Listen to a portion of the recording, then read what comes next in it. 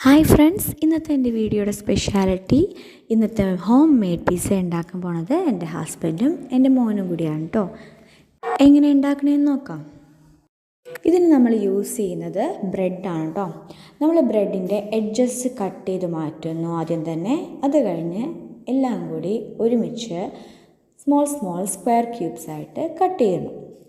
ഇതെല്ലാം കൂടി ഒരു ബൗളിലിട്ട് അതിലോട്ട് നമ്മൾ 1 കപ്പ് മിൽക്ക് യൂസ് ചെയ്യുന്നുണ്ട് ഒന്ന് കുതിരാൻ വേണ്ടി.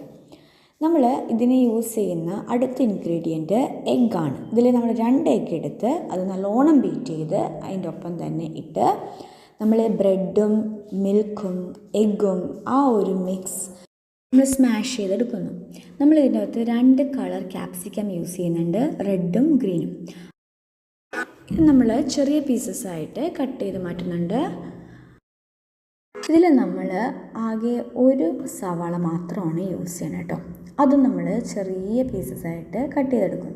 ഇതിനൊപ്പം തന്നെ ഞാൻ ചിക്കൻ മാരിനേറ്റ് ചെയ്ത് വെക്കാൻ പോവുകയാണ്.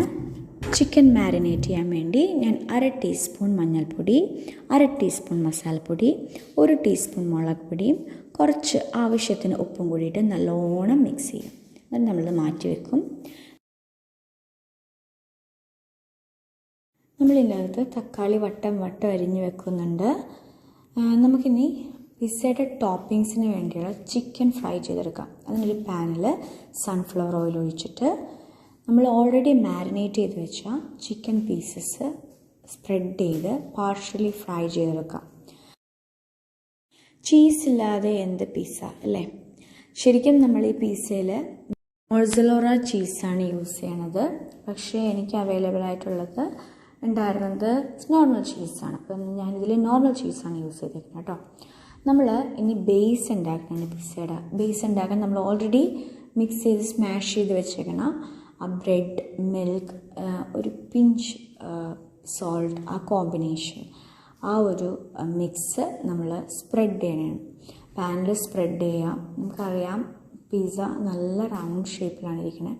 ആ ഒരു റൗണ്ട്, ആ ഒരു വട്ടം കിട്ടാൻ വേണ്ടി സ്പ്രെഡ് ചെയ്ത് കൊടുക്കുന്നതാണ് ബ്രെഡിൻ്റെ മിക്സ്.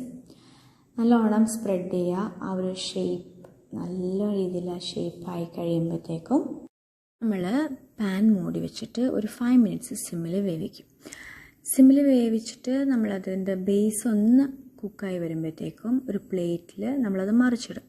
അതിൻ്റെ പൊക്കത്ത് നമ്മൾ റൗണ്ടായിട്ട് കട്ട് ചെയ്ത് വെച്ച ടൊമാറ്റോ ആഡ് ചെയ്തിട്ട് ഏറ്റവും മുകളിൽ ഒന്നും കൂടി ചീസ് ആഡ് ചെയ്യുന്നു. ഈ ചീസാണല്ലോ നമ്മുടെ പിസ്സയുടെ എല്ലാ ഇൻഗ്രീഡിയൻസിനെയും ബൈൻഡ് ചെയ്ത് വെക്കുന്നത്.